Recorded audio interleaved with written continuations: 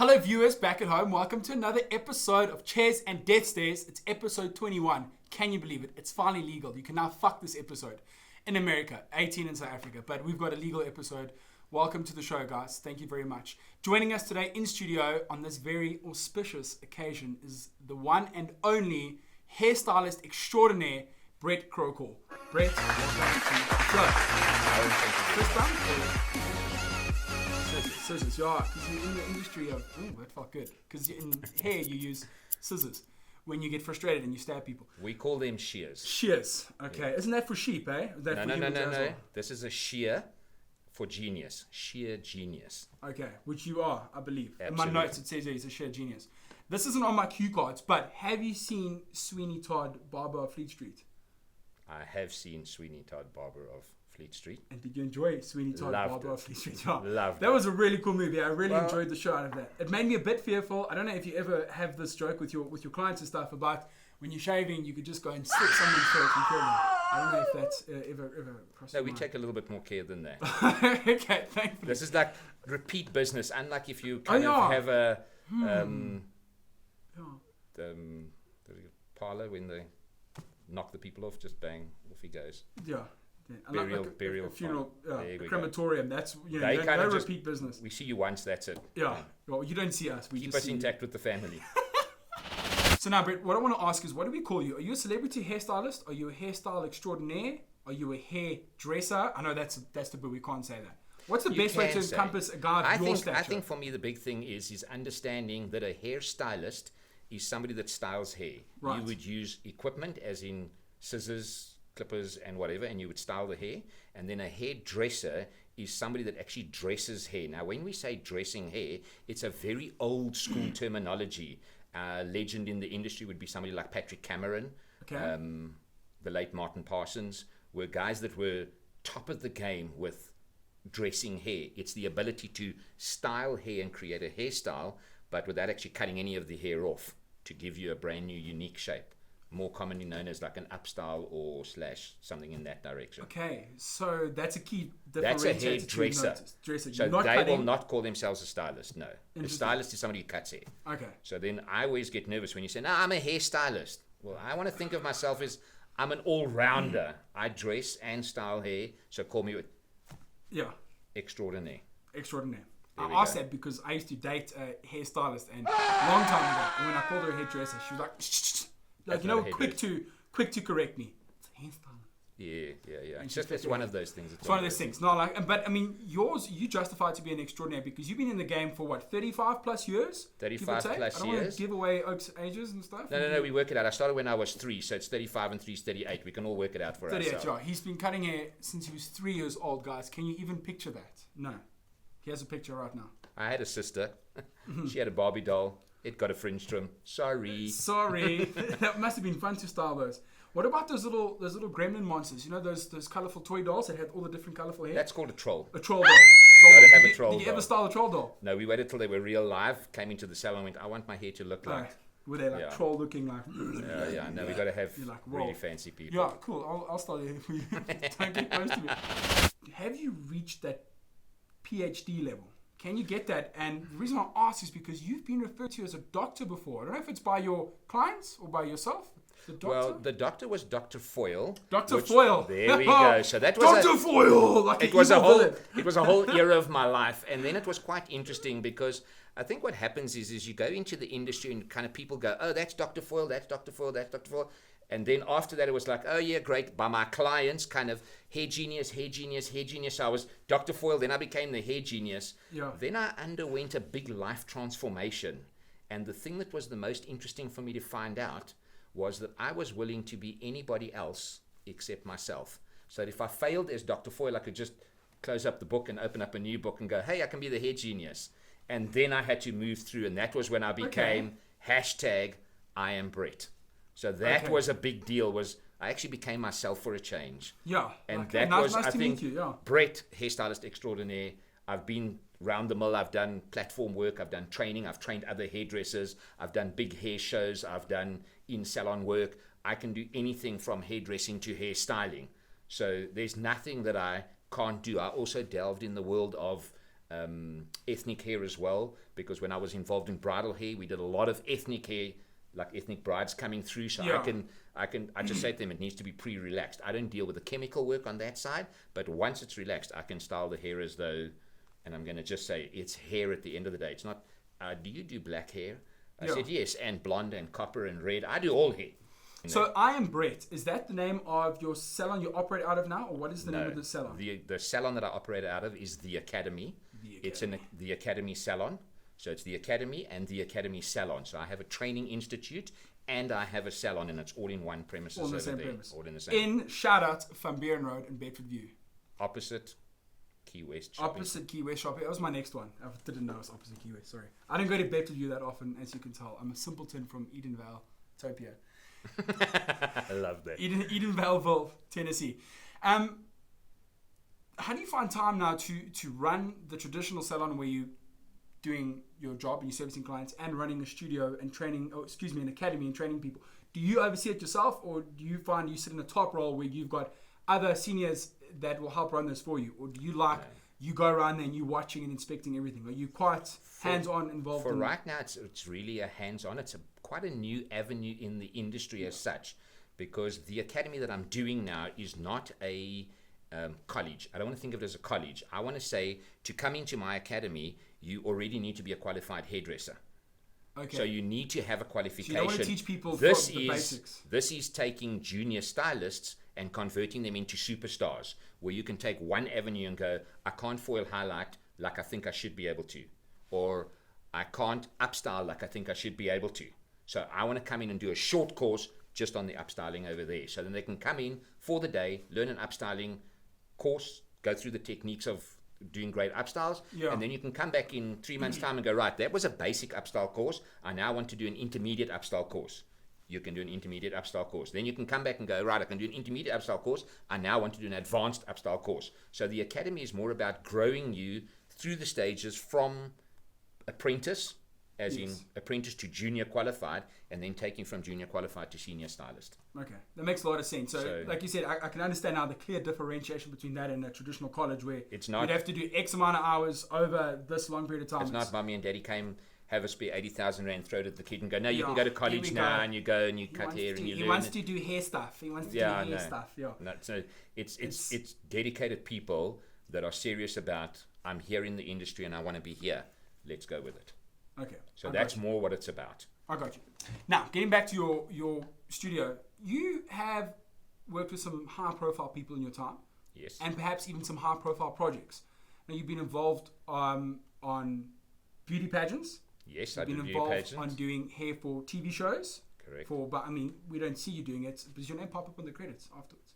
Sometimes they do give you credits. Sometimes, eh? What happened to all the time? Eh? What happened to? Well, I suppose what happened to recognition? Sometimes I think that sometimes it depends on how you're doing it. When it's like a sponsorship, which is what the unfortunate thing is in our industry, is that I'm going to say that the sponsorship is always such a difficult one, because where is the mileage for me in this?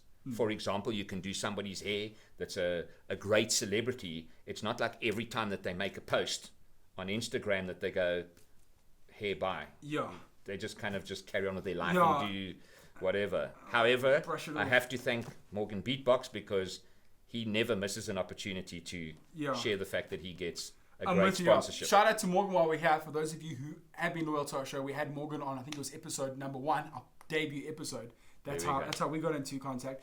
So, I mean, speaking of high-profile clients, you got guys like that, like Morgan Beatbox. I know you've worked with them more as well before. Yes. When you're working with celebrities, is it any different to, I've got a celebrity, I've got a person who's under the public eye, under the public image. Not that you're a guy who'll be nervous. You've been doing it for 35 years. Is there anything different in your head as opposed to, I'm just doing an everyday run-of-the-mill client who's walked in here? Does your mindset change? Not really. I think that your skill level might change, because let's say, for example, I mean, you're going to be doing somebody now, and I'm doing their hair now, but they're only going to be performing in 3 hours' time. Right. I might do the hair a little bigger, and she'll feel like she's fresh out of Texas. Yeah. And or / Kempton Park, I don't know. Yeah. And then from there, she would kind of, by the time that she arrives at the function, she can comb it through and it'll look like her regular day wear. Okay. The problem is, if you make it look like her regular day wear when she's leaving here now, she passes through a storm on her way to the venue. They go, hair by Brett, and they go, he could have at least done the hair. Jeez, like this guy. We're never calling him again. Oh my God. We don't have the luxury of a studio that you can kind of go, hair done, that's it. However, when you have a regular client, they're actually the true celebrity, because they arrive with a picture of Pinterest and go, I want to look like this always. And we all know that there was a stage when we had Heat magazine, and you would get to see people backstage, like, you know, Paris Hilton having a holiday when she didn't look like Paris Hilton with the little puppy and the dog and on everything, and the hairdresser who just stepped out of the studio prior to the photo shoot. So I think that we almost live in a pretentious world at the moment where sadly everybody thinks that as they looked on Pinterest, that's how they look all of the time. You just have to walk around. I don't know, you go to Festival Mall ever? I try not to. Well, I'm hell no, don't you ever accuse me of that. Go to Eastgate, go to whatever shopping center. My question is where are all those girls in the Pinterest actually walking around? Because I don't see them out in the public eye. No. I see them in the occasional studio, in a photographic magazine / hairdressing, whatever like that. It's okay, but day-to-day hair, that's not really, I mean, for me, I don't think that that's real hair. No. We don't see that as you do celebrities' hair 3 hours before, knowing that in 3 hours' time they'd then be going onto camera. Yes. So there's a bit of a science to that, because you know that it's sitting like this, and in 3 hours' time it's going to sit just like this. And that could be a millimeter difference. I don't know if I'm I don't know what I'm saying, but I understand there must be a science involved to styling hair. It has to have a durability, yes. Do you apply that method at all? Is there maths and physics and angles and science when you're cutting hair, or do you go on memory? I don't know enough about it. Okay, that's probably the most advanced question I've ever been asked, because the whole of hair cutting, hair coloring, and hair styling is all a science. Yeah. And when I say hold the hair at 90 degrees, the question is, that's a half a statement, because it says 90 degrees to the floor or 90 degrees to the curve of the head. Yeah, 90 because degrees 90 degrees could be there or here or there or there. That's it. So when I say hold the hair at 90 degrees when you're blow drying it, she goes, okay. And then she holds it 90 to the ground. I'm like, no, but that's flat over here. You were supposed to holding it 90 like that. Yeah. So a lot of, and most of my clients would know, I mean, if they ever got to see this, would understand that I train and educate my clients in blow drying their hair. So my clients do not walk out of the salon looking like they're out of a salon. They look like they've just had a really good morning styling their own hair. Because I was very fortunate in the early days to get a client who'd left her sunglasses in my section. When she left, I would get all excited. Oh, she left her sunglasses here. I ran outside to the car to hopefully be able to see her. And there she was brushing all my teasing and hairspray out. And I was like, Lisa, what are you doing? Oh, sorry, I wasn't supposed to say her name. Lisa, what were you doing? The lesson that Lisa taught me was, she goes, I hate hairspray in my hair, and I hate looking like I've just walked out of a salon. So now my standard question to my client is do you want to look like you've just walked out of a salon when you leave here, or do you just want to look like you've spent a little bit of time doing your hair yourself? So that became a whole wow for me, because most women don't want to look like they've just walked out of a salon. They actually just want to look like they put in a little bit of effort themselves.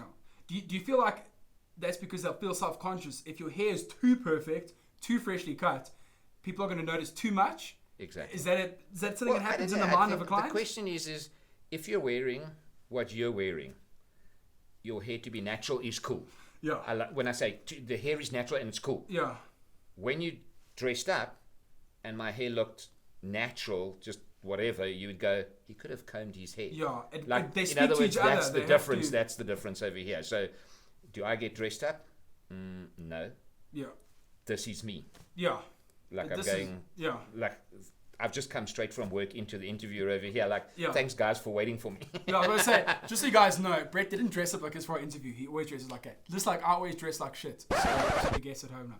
But that makes sense. Like your hairstyle will match you as a person, because I guess you know what suits you and how you always dress. And you know, if you're Corpus Visa, you know it's always just going to be one thing across there and up on the sides, and that'll never change, no matter what event. I'm thinking, like, do you ever think? And I'm just trying to think what his name was now. I can see him with his buffalo tackies on from H2O. Vernon Kokomo. I mean, is that ever going to come back again for us? I don't think so. Yeah, I forgot. Well, that's a blast from the past. I think it will, because if I think about it now, in my career as a hairdresser, we've had mullets twice already. We had the mullets of 1978. Yeah. And we then had the mullets in the 20 something or 90 somewhere. Right. There was a phase where the mullet, but it was more of a soft mullet. And I'm going to just say that Morgan used to have one of those. He does. It's not that long ago. I scrolled back on his Facebook the one time and I was like, and he had this little mullety thing like that. So yeah, was that compliments of you? Luckily not. I was going to say, not that I judge you. You were satisfying your clients. If you said, listen, I want to look like shit. Cool. He has a mullet and he has a...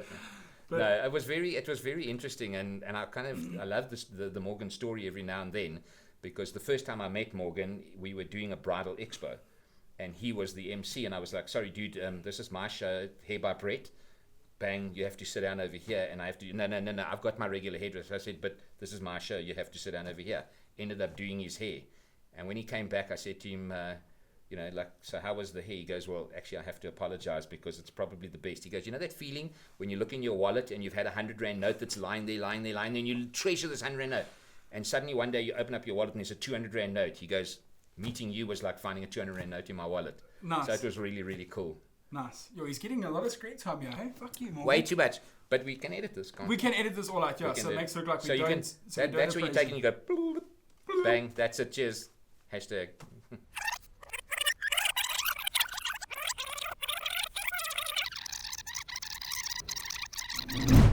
So Brett, obviously before I let you go, there's two more things. And the last quick one is I will use myself as a guinea pig. I got a big old head, as you can see from all sides. My grandpa had it and my opa had it, so on both sides. So I got genetically gifted with this thing that you see before you. And you just be honest, does my hairstyle match me, or is this thing I should keep? When I go to the hairdresser next time, should I say it must be long hair, it must be a crew cut? How do I figure out? It's the round of the round that causes the problem for your head shape. And when I'm going to say the round of the round, yeah. If you've got a round ball and you keep the hair pro-rata to that, it will enhance the round. Yes. Whereas if you take the round and give yourself 2 millimeters of hair here and 2 millimeters of hair, you can actually make it a little bit more oval as opposed to round. Okay. And it would look a little bit like attractive. Yeah. I'd look more fuckable. That's what we're trying to. Brett, thanks for bringing down my self-confidence. It's nothing quite like that on a Saturday. I'm joking. I know I'm a piece of shit. We've got a little tradition here at Chairs and Desks where we scrunch these up and we throw them behind us. I don't know if you watched the previous episode. Yes, thanks for being on today. Before we love and leave you, if there's anything you'd like to say into your wonderful camera over there, where can your clients find you going forward? Instagram, I am Brett_hair. The Academy with an I. And Facebook, exactly the same. Sweet. Easy peasy pudding and pie. Thank you guys for jumping into our first ever episode with a person who works in the hair sector. Hairstyling extraordinaire. Brett CrawCour. And yeah, guys, I think I said it last week, you got to hit that subscribe button. It's like I ask every week and you don't fucking listen. It's there. It's literally there. Just subscribe and we'll be friends. Let's give them 4 fingers. There. There. There we go. There. Easy peasy. Tune in next week for a very special episode about mountain climbing. Thanks, team. Done and dusted. Sweet. I think we did like a good 30. No, like 22, 23. That's not bad. Yeah, so now before we go, we got a still picture, and then we'll let you go. You have such a shit head, apparently. Yeah, I did. But I want guys, and off the camera over for here. everyone. Yeah, no. If you looked at this over here, the difference between that and that, if you took that as a square and gave him 25% more hair there, it would still look exactly the same shape. But less like an M&M. Well, like a